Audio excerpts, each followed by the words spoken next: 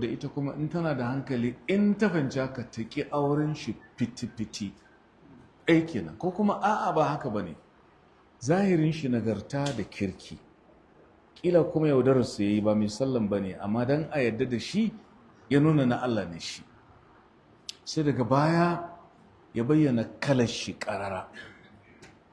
To in dai har ya bayyana wato baya sallah, to ai dole ne a wa'asar da shi, dole ne in ya ƙi dole a raba auren, san ba zai yiwu ba kawai, saboda 'ya'ya suna iya bin shi, yau da gobe tana iya bin shi, saboda inda baki ya karkata nan ya wuke zuwa.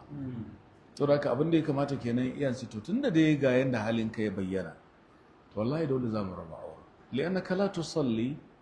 Bambancin da ke tsakanin musulmi da kafirai sallah, man tarakaha faqad kafar.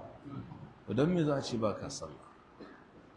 Wannan shine abin da ya kamata kotu ta musulunci ta abin nan a gargaɗe shi, a ji hankalin shi, la'alla ya ce to wallahi na tuba ba zan sake ba. Kuma ana iya samun wasu mazajen saboda tsanin soyayya da suke wa matan, kaga son ya sa sun sadu da sun tuba sun gyara.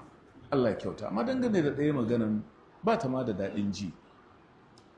Waccan dai magana ita ce wala yahillu lahu sobatu fasiqin wala mujalasatuhu li ghairi dhurra. Inji mai lahalari ko haramun ne mutum ya zauna da fasiki wanda ya samu kanshi kan wancan